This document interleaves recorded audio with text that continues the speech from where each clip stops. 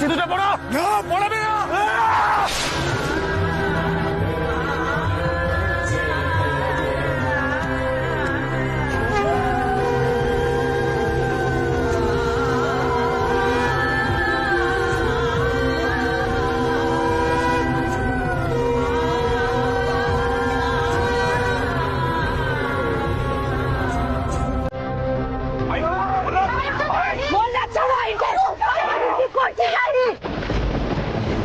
তোমার কি মাথা খারাপ হয়ে গেছে নাকি?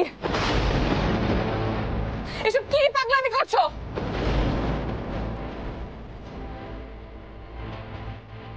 শাশুমা, আপনি কিছু বলবেন না?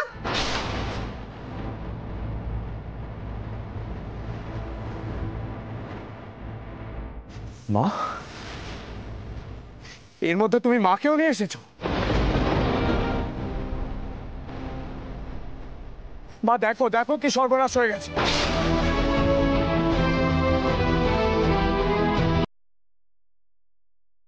আরে ওরা মিথ্যে বলে মল্লিকাকে নিয়ে এসে বিয়ে দিয়েছে।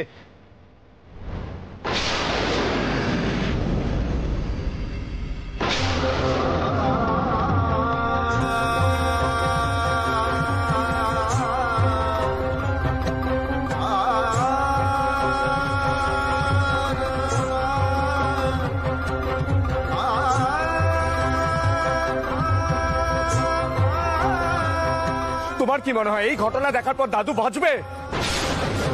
সব ক্ষমতা, টাকা পয়সা সব। দাদু তো নিজের চোখের সামনে মল্লিকাকে অত্যাচারিত হতে দেখতে পারবে না। তার তো একমাত্র নাতনি। ব্যাস মল্লারদা, ব্যাস, অনেক হয়েছে। অনেকবার তুমি আমার চরিত্রের দিকে আঙ্গুল তুলেছ, কিন্তু আর নয়।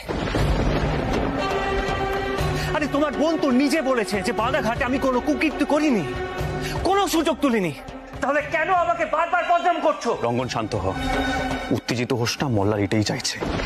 মল্লার আমাদের উত্তেজিত করছে যেন আমরা উত্তেজিত হয়ে ভুল কিছু করে ফেলি। তাতেও সবার সামনে প্রমাণ করতে পারবে যে মল্লিকার বিয়েটা একটা প্রতিশোধ। শান্ত হ প্লিজ। পণ্ডিতজিকে আমি ডাকছি, ওনাকে সবটা বুঝিয়ে আমি বলবো। তার আগে কেউ মল্লিকা বা রঙ্গনকে কিচ্ছু বলবে না, কেউ না। বাবা, বাবা বিশ্বাস করো, দাদা ভাই আমার ভালো করতে চেয়েছে। তুমি এরপর আরো কথা বলছো? হ্যাঁ ছোট বউ, তুমি বিয়ের আসরে মেয়েটাকে মেরে ফেলতে পারলে না? বাবার সম্মান সব একেবারে বিসর্জন দিয়ে দিল নাকি তুমি ওই বিয়েটাকে মনে মনে সমর্থন করছো? যা হবার সেটা তো হয়ে গেছে, এখন আর রাগারাগি করে কি লাভ বলো তো? মেয়েটা জীবনে কম কষ্ট তো পায়নি। আর তুমি মেয়েকে মেরে ফেলার কথা বলছিলে না, ওর মরণের আর কি বাকি আছে বলো তো? বাবা ছোট বউ, বেশ তো সুরটা পাল্টে দিলি। সুকুমার, সব্যসাচী, কি ব্যাপার কি তোমাদের বলো তো? এখানে এত চেঁচামেচি, এত গোলমাল কিসের? বিজয়, কিসের রে?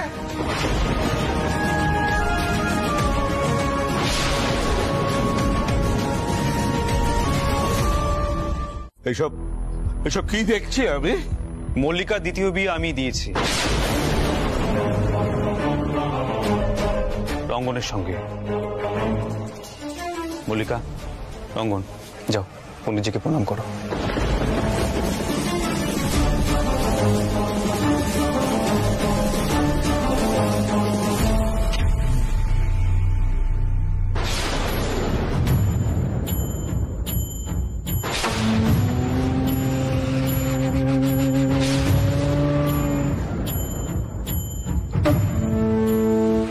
সব্যসাচী, এই মুহূর্তে এদের এ বাড়ি থেকে বেরিয়ে যেতে বলো। এ বাড়িতে বিধবাদের বিয়ে হয় না। এই অনাচারের ফল এবার তো সকলের ওপর পড়বে।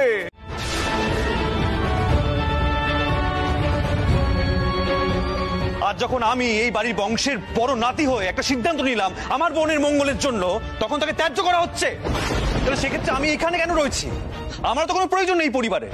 আমি চলে যাচ্ছি তাহলে এখান থেকে। পিলু, যাও। যাও জামা কাপড় গুছিয়ে যাও, এক্ষুনি এখান থেকে বেরিয়ে যাবো আমরা, কেউ থাকবো না, চলো।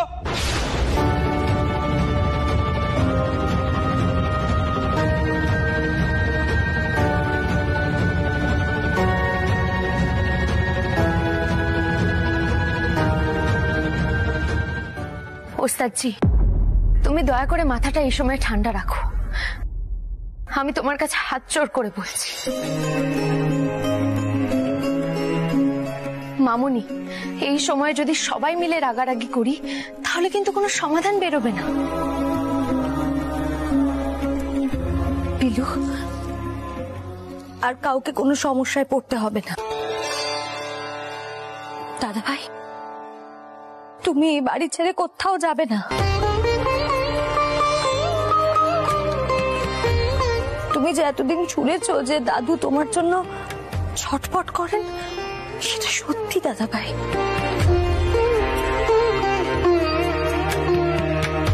দাদু এতদিন তোমার জন্য অপেক্ষা করেছিল, তাই তুমি আমার কারণে দাদুকে এত বড় কষ্ট দিও না।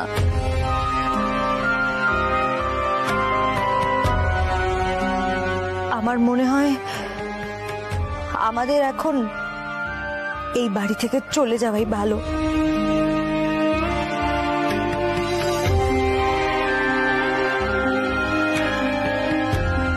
হ্যাঁ, আমরা যাই ও বাড়িতে।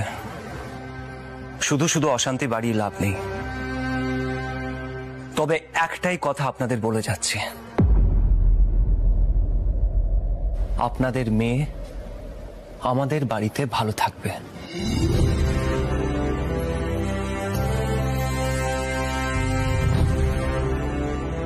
হয়তো প্রথমেই আমার মা আর জেম্মা এই বিয়েটা মানতে পারবেন না,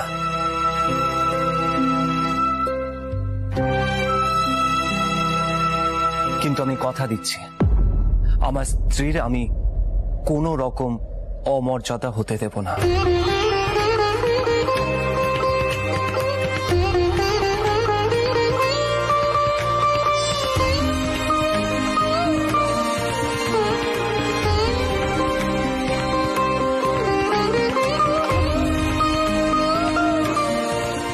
আমরাও আসছি। আহির, অতএব তুমিও সম্পর্ক রাখবে না। আপনার মনে হয় এটা আমি মানব? এটা আমি মানবো আপনার মনে হয় কি? দাদা ভাই, থাক না। না মল্লিকা দিদি, সে হয় না। আমরা তোমার বিয়ে দিয়েছি, তাই এই দায়িত্বটা কখনোই এড়ানো সম্ভব নয়।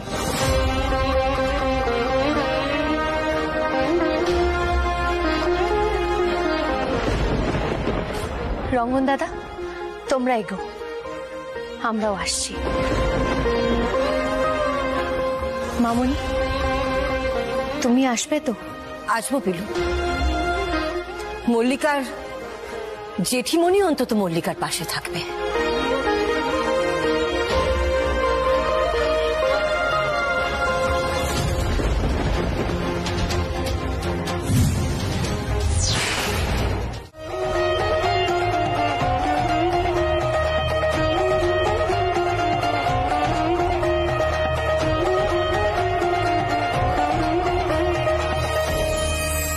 বাবা,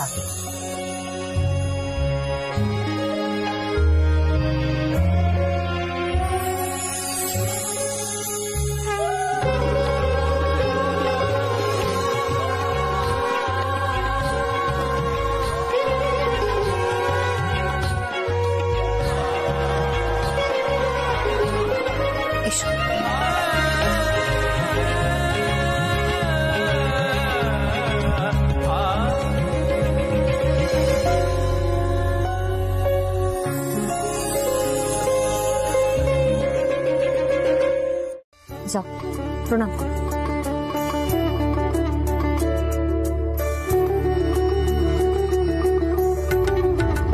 সুখী হও মা।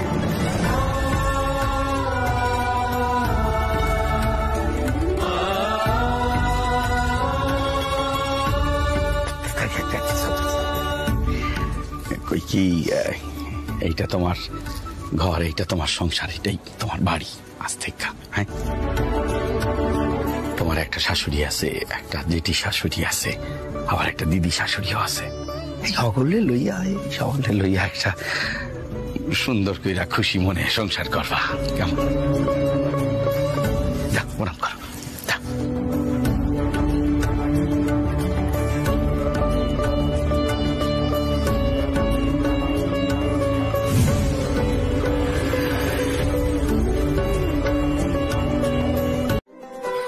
নাও, এবার তোমরা দুজন একে অপরকে মিষ্টি খাইয়ে দাও। রঙ্গন দাদা, তুমি প্রথমে। এই নাও।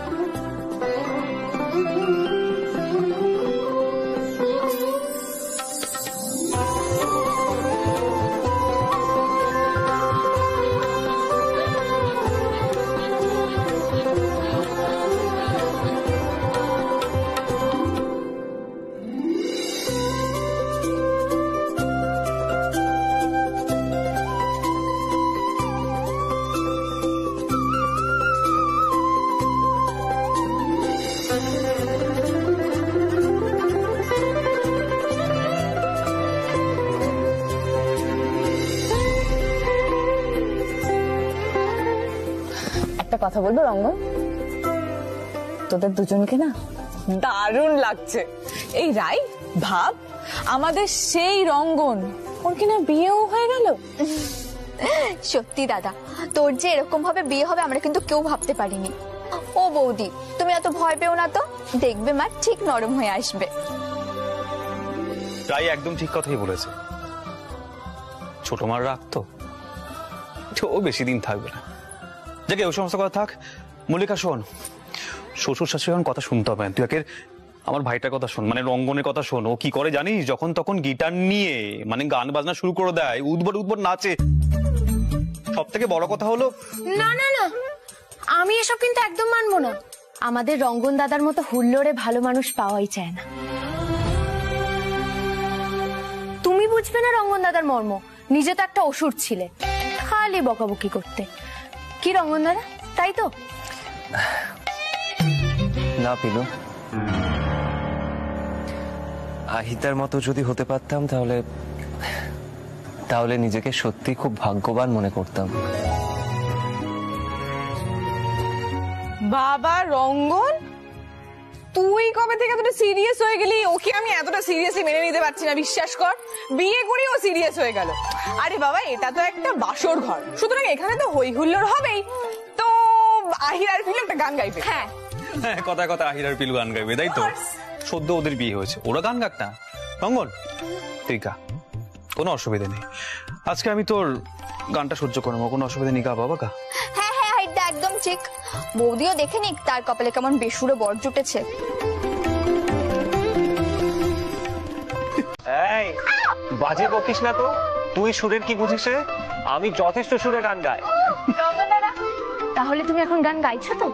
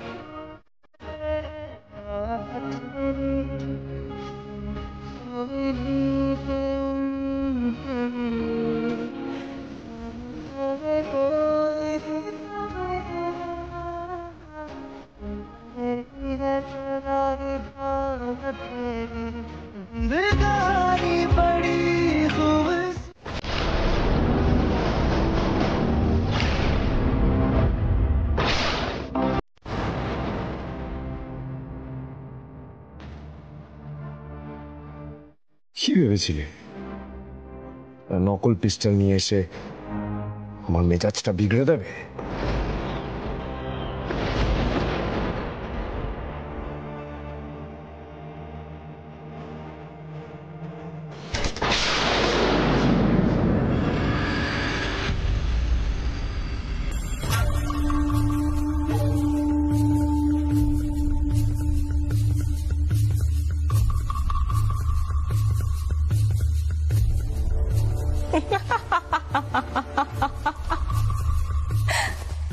ইস, ধরে ফেললে তাই না? রঞ্জা, এটা কি ধরনের ফাজলামি হচ্ছে? ফাজলামির একটা সীমা থাকে। এখানে দাদু আছে, কত বড় সর্বনাশ করেছো সেটা বুঝতে পারছো না, তাই না? না, বুঝতে পারছি না। কতই বা বয়স মল্লিকার? বিয়ের রাতে ওর বর মারা গেছে, ও তোর বরকে ঠিক করে চেনেও না, তাহলে কেন বিধবাদের নিয়ম পালন করবে বলতে পারো?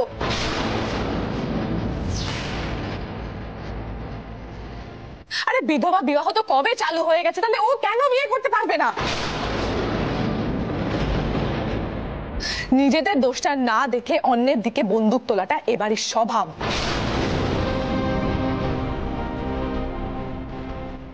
আমি একজন মেয়ে হিসেবে আপনার কাছে জানতে চাই পণ্ডিতজি, যে কেন একটা মেয়ে নিজের সিদ্ধান্ত নেওয়ার অধিকার থাকবে না এই বাড়িতে?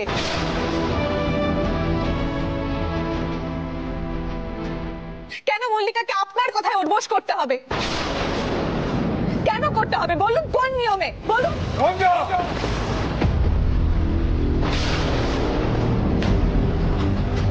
তুমি দাদুর সামনে দাঁড়িয়ে, আজ তোমাকে আমি শেষ করে দেবো।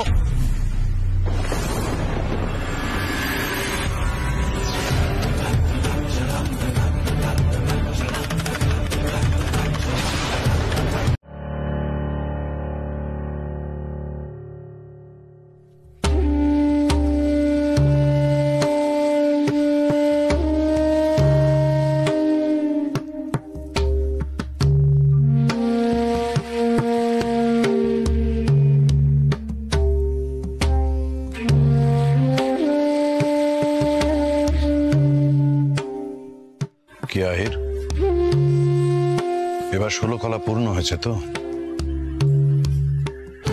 বাবার মান সম্মানটা ধুলোয় মিশিয়ে আসতে পেরেছো তো?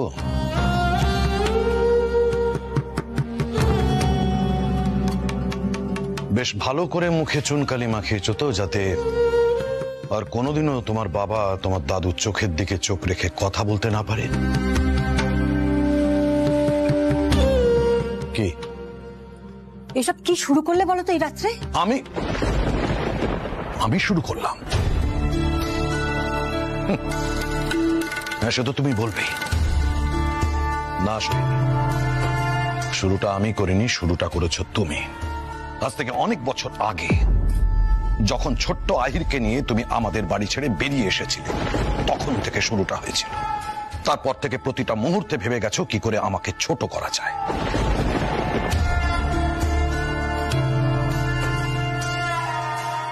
আজকে বাবার সামনে আমি কোনো উত্তর দিতে পারিনি। আহিরের সাহস কি করে হয় বাবার বিরুদ্ধে গিয়ে এরকম একটা কাণ্ড ঘটানোর? সবার আগে আপনি গিয়ে মল্লিকাকে একবার দেখে আসুন। ছোট মা মেনে নিতে পারেনি বলে ছোটকা নিজের হাতে বরণ করে মল্লিকাকে ঘরে তুলেছে। কোথায় আপনার পণ্ডিত বসু মল্লিকের কোরামিটাকে ভাঙার চেষ্টা না করে সম্মানের দোহাই দিয়ে একটা অন্যায়কে সমর্থন করছেন। এই বিষয়টা আপত্তিকর নয় কি? আর আপনি আপনার বাবাকে বলতে পারলেন না যে আপনার ছেলে যেটা করেছে তার বোনের ভালোর জন্য করেছে? আপনাদের নিজ মনে মনে সেটা স্বীকার করছেন যে মল্লিকার জীবনটা বেঁচে গেল। এ বাড়িতে বিধবাদের বিয়ে হয় না আহির। তুমি জানো না সুরমণ্ডলের ওপর বাবার কতটা ঘৃণা আছে? আরে ঘৃণাটা তো সুরমণ্ডলের বেশি হওয়া উচিত। তা সত্ত্বেও গুরুজি বলেছেন মল্লিকাকে মাথায় তুলে রাখবেন, তার কারণ বিয়েটা আমি দিয়েছি। আর আপনারা তো প্রতি মুহূর্তে আমাকে উঠতে বসতে বলেন আমি নাকি এই বাড়ির ছেলে, এই বাড়ির রক্ত আমার গায়ে বইছে, বসু মল্লিক পরিবারের হয়ে লড়াই করতে আমি শুধুমাত্র একটা সিদ্ধান্ত নিয়েছি আমার বোনের ভালোর জন্য। তার প্রতিক্রিয়া এতটা বিরূপ, সত্যি অদ্ভুত।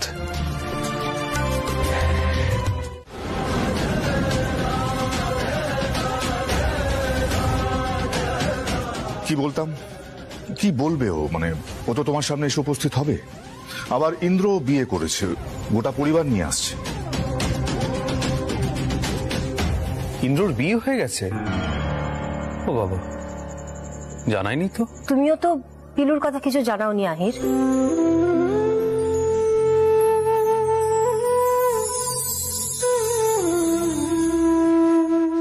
কিন্তু রথযাত্রাটা হবে কি করে বাবা? সুরমণ্ডল তো সত্যি আর আমাদের নেই। বাবা, আমি একটা কথা বলবো, আপনি একটু দাদুকে বোঝান না। মানে প্রীতিভোজের সময় যেভাবে বুঝিয়েছিলেন, এই রথযাত্রার উৎসবটা যদি এ বাড়িতেই করা যায়।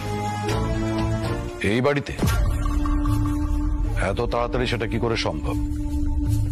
আর তাছাড়া এই পরিস্থিতিতে, এই মানসিক অবস্থার মধ্যে বাবা মোটেই রাজি হবেন না সুরমণ্ডলের সঙ্গে কোনো অনুষ্ঠান একসঙ্গে করতে। তাহলে তো হয়েই গেল। বাবা তুমি পুলু কাকাকে ফোন করে সবটা বলে দাও, লেটা চুকে যায়। তা কি করে হয়? এ বাড়ির তো একটা সম্মান আছে। নিজেদের সমস্যা পাঁচ কান করাটা কি ঠিক হবে?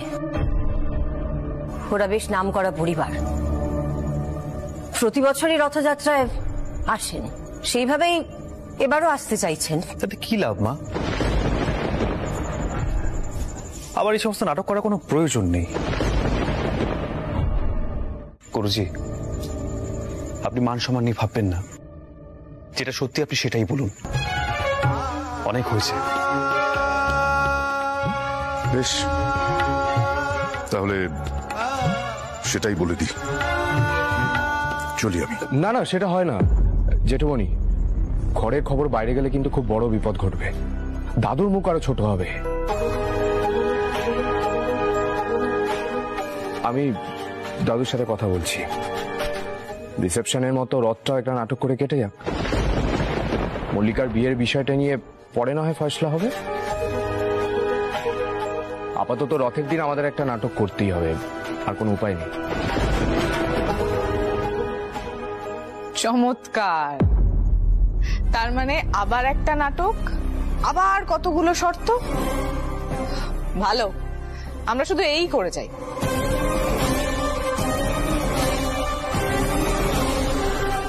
কিন্তু এই সুযোগে অন্তত একটা আনন্দ উৎসব তো হবে। এটা গুরুজি, আপনি এসে গেছেন, খুব ভালো হয়েছে। আপনি একবার সবকিছু চেক করে নিন না। ওই পুরোহিত মশাই আসলে 10খানা প্রশ্ন করবে, আপনি প্লিজ একবার দেখে নিন। আরে তো কোথায় গেল আমাদের ফেমাস গোকুল পন্ডা? জয় জগন্নাথ, জয় জগন্নাথ। আসছিগিলা আসছিগিলা আসছিগিলা, গোকুল পন্ডা আসছিগিলা। আর চিন্তা করিবার কিচ্ছি নাহি, মু সব কিছু সম্ভালি নিবে। জয় জগন্নাথ, জয় জগন্নাথ, জয় জগন্নাথ। আসুন আসুন আসুন আসুন, আপনার জন্য এতক্ষণ অপেক্ষা করা হচ্ছিল। ধাই কেড়ে কেড়ে সব জিনিস আনলিও, মু অক্ষণে শুরু করে দিব। 12 বেলা পড়ি যাব। প্রণাম বাবু। জয় জগন্নাথ। গোটে চন্দ্রমা, গোটে সূর্য, আর গোটে গোকুল পান্ডা। সে আসিগলা সর্ব সমস্যা একদম শেষ। সে ধাই ক্রিকেট সর্ব সমস্যা এক্ষুনি শেষ করে দিবা। উদয় বাবু, হ্যাঁ কহ। আপনি এতে রঙ্গরস করিবি তো পূজার কাজে বিঘ্ন ঘটিব নাকি? আপনাকে দেখে মোর ভালো লাগুছে। সি বড় কেহ নাহি, আচার বিচার কিয়ে দেখিব? না না, আছে তো, নিশ্চয়ই আছে। মোল্লা, যা গিয়ে পিসিমাকে ডেকে আন, বল ঠাকুরমশাই এসেছেন। চিন্তা করবেন না। ডাকছি। পিসিটা মেয়ে। জয় জগন্নাথ, জয় জগন্নাথ।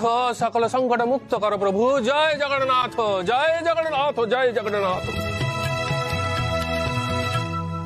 বাবা, বাবা তুমি এসে গেছো বাবা। বাবা, চারিদিকে শান্তি ছেটাও বাবা, চতুর্দিকে অশান্তির ঝড় বয়ে যাচ্ছে। আমি আর সহ্য করতে পারছি না বাবা।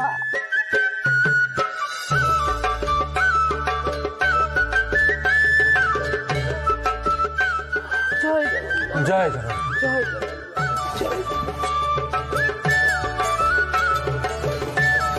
কৌতিলা কি যে কথা যত পারিবি অশান্তি তত্ত্বে পারিবি।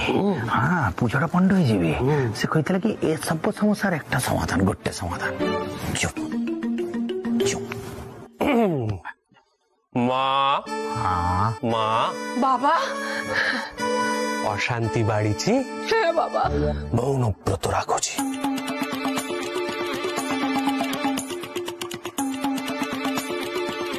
সভ্য অশান্তি চলে যাচ্ছে। জয় জগন্নাথ। জয় জগন্নাথ। পিসিমা, হ্যাঁ উনি কি বলছেন সেটা বুঝতে পারছো তো? হ্যাঁ। মৌনব্রত মানে কথা বন্ধ, তুমি কথা বলতে পারবে না।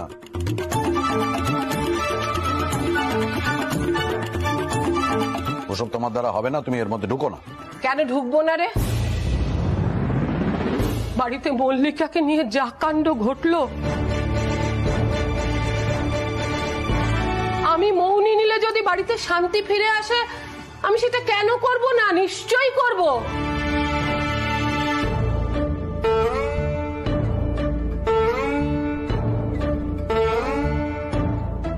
বাবা, আপনি যখন বলেছেন আমি নিশ্চয়ই মৌনি নেব। বাবা, আমাকে কতক্ষণ মৌনি থাকতে হবে বাবা? পূজা আরম্ভ হଉଛି। জগন্নাথ রথতে চড়ি মাসির গৃহে যাଉଛି। আপনি মৌনি ছাড়ি দিবে। এইটা মানিবি, ধাই কিরি কিরি শান্তি ফিরে আসবে। জয় জগন্নাথ।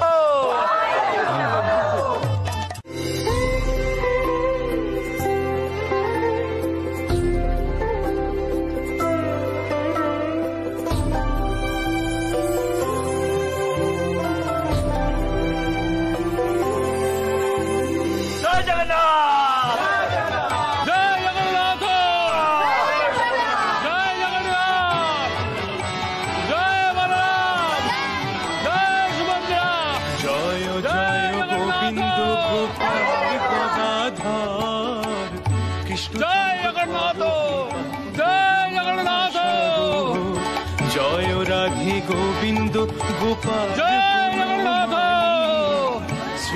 জয় জগন্নাথ। জয় জগন্নাথ। খুব আনন্দে কাটলো রে, খুব মজা হলো, গান বাজনা হলো। প্রভু তো আনন্দ নিয়ে বাড়ি যাচ্ছি, তবে এবার তো বিদায়ের সুরটি বাজাতেই হবে। শিখিরে বাড়িতে ফিরবি না? না রে, আজকে আর নয়। যাদের যাদের নিয়ে এসছি তাদের আবার সস্থানে ফিরিয়ে দিতে হবে, সে দায়িত্ব আছে। কিন্তু পুলক, তোকে কথা দিয়ে যেতে হবে যে আবার আসতে হবে, সপরিবারে আসতে হবে, আবার হইচই হবে। তোদেরও যেতে হবে। মিতুল, আমি জগন্নাথের কাছে প্রার্থনা করেছি, দেখো তোমার ইন্দ্রবাবু একদিন পাল্টে যাবেন, ঠিক ওস্তাদজির মতো। তোমরা খুব সুখী হবে। সত্যি আজ খুব ভালো কাটলো। তুমি আর আহির বাবুও খুব ভালো থেকো। আজ আসি।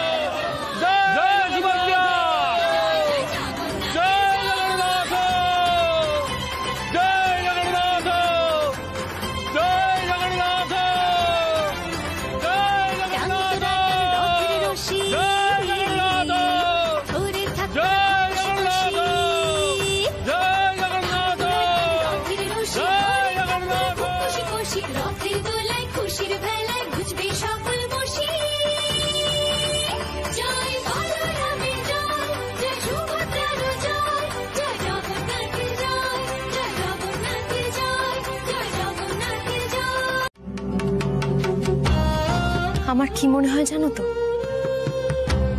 মল্লার ঠাকুরপো একদিন না একদিন ঠিক পাল্টে যাবেন। তুমি দেখো।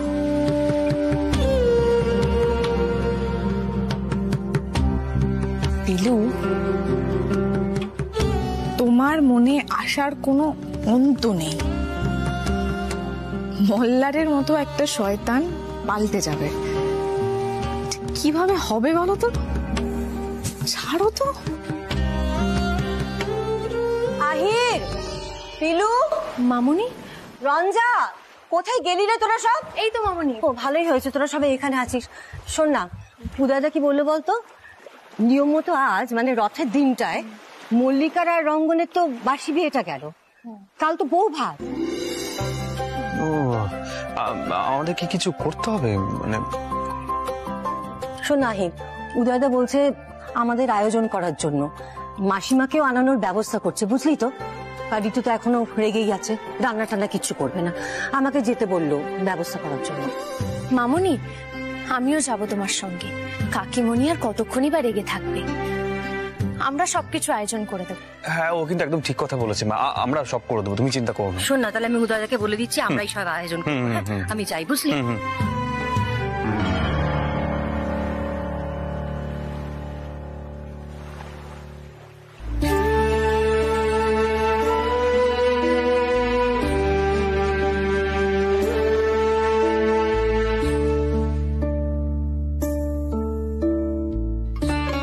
এসো রুক্মিণী, এসো।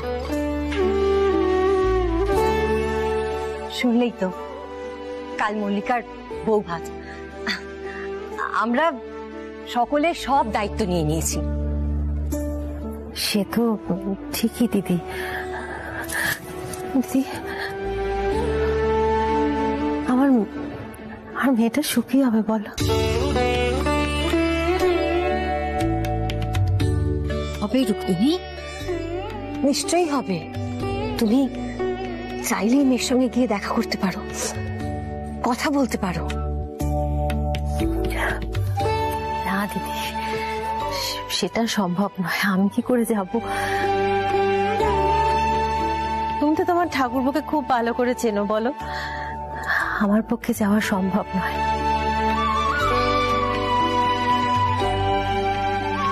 মল্লিকাকে বলুন, ওর মার আশীর্বাদ সব সময় ওর সঙ্গে আছে।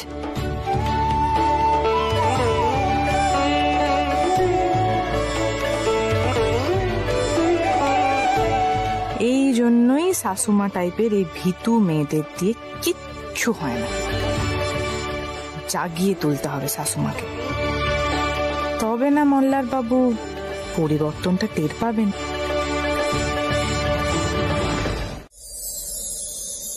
কিন্তু শাশুমা, নিজের মেয়ের কথাটা একবার ভাবুন। আপনি যদি যান তাহলে মল্লিকা এটুকু অন্তত ভাববে যে কেউ ওর পাশে থাকুক বা না থাকুক, তার মা আছে।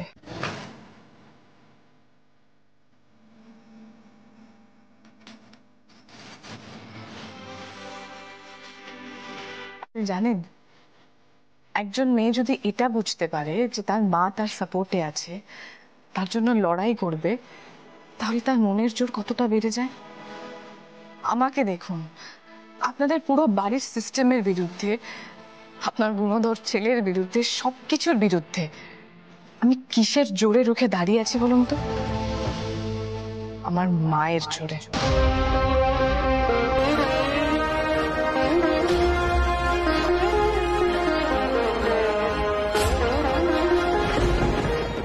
শাশুমা, মল্লিকার সামনে এখন অনেক লড়াই, আপনি অন্তত সাহস করে গিয়ে ওর পাশে দাঁড়ান। রাজা, তুমি না অনেক কিছু বুঝতে পারো না গো, সেটা সম্ভব নয়। এই বাড়িতে না মেয়েদের পাশে দাঁড়ানো চলে না। দেখো, তোমাদের বাড়ির নিয়ম কানুনটা আলাদা, তোমার মা একজন অন্য ধরনের মানুষ। এখানে এই বাড়িতে বাবা, পিসিমা, মল্লার তোমার শ্বশুর মশাই, দাদা সবাই যদি জানতে পারেন না যে আমি ওদের মতের বিরুদ্ধে গিয়ে আমার মেয়ের পাশে দাঁড়িয়েছি, ওরা মেনে নেবে না গো, কিছুতেই মেনে নেবে। ঋতু আসছে না? আইবো তোরা শুরু কর না। পিলু, ভাতের থালা আর কাপড়ের থালা লই আয় তো। ঠিক আছে, আগে আচার অনুষ্ঠানগুলো শুরু হোক। পিলু, চলো আমরা থালা টালাগুলো নিয়ে আসি। মাসিমা, আপনিও আসুন। আহির, তুমি রঙ্গন আর মল্লিকাকে পিড়িতে দাঁড় করাও। এসো পিলু। হ্যাঁ মামনি, চলো।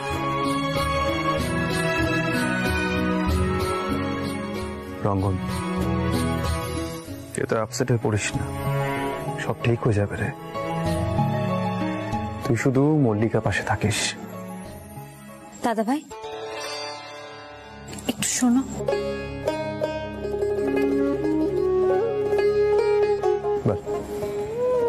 বলছি যে এখনো তো সময় আছে, এই অনুষ্ঠানটা বন্ধ করা যায় না? মানে মায়ের যে ব্যাপারটা ভালো লাগছে না সেটা তো আমরা সকলেই বুঝতে পারছি, তাই না? দেখো না, ওই বাড়ির থেকেও তো আমাদের পাশে কেউ নেই। নেই মানে? তো আমি আছি, পিলু আছে, রঞ্জা আছে, মা আছে, কেউ নেই? কি বলছিস তুই? না না দাদা ভাই, আমি সেটা বলছি না। তোমরা তো নিজেদেরকে ওই বাড়ির বলে মনেই করো না। আশ্চর্য! আরে বাবা, আমি তো নিজেকে তো দাদা বলে মনে করি। এত মন খারাপ করিস না প্লিজ।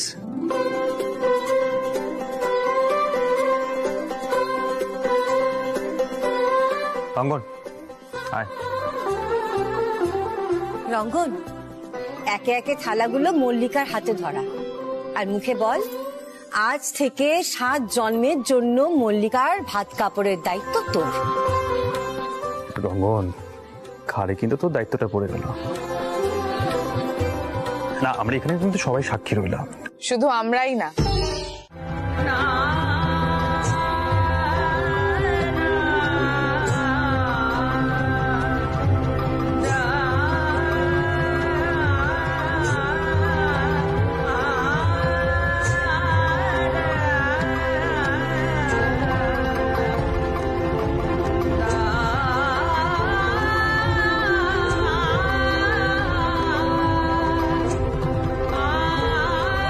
রুক্মিণী, তুমি এসেছো?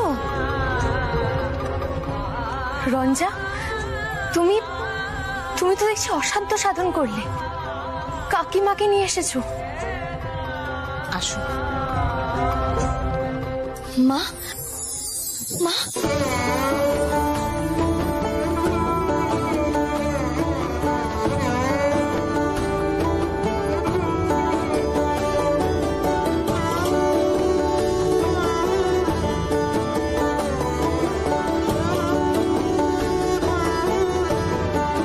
কেমন আছিস মা?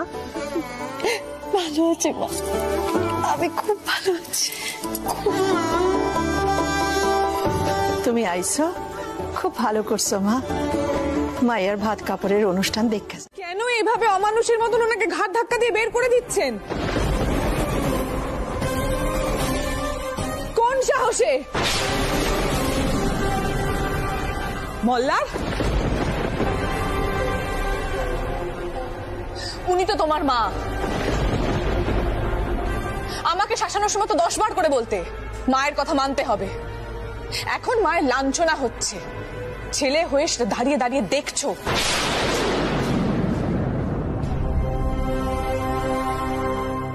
সবকিছু হচ্ছে তোমার জন্য, সেটা মাথায় ঢুকছে না? আমার মাকে কেন বাধ্য করেছিল ও বাড়িতে যাওয়ার জন্য? লড়াই তো তোমার আমার মধ্যে, আমার মাকে কেন টেনে এনেছো?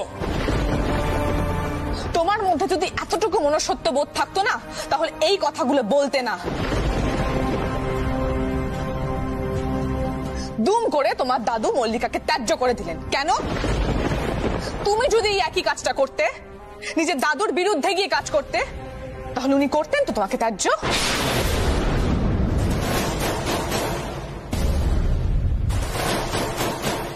আহির তো আপনার কোনো কথা সমর্থন করে না।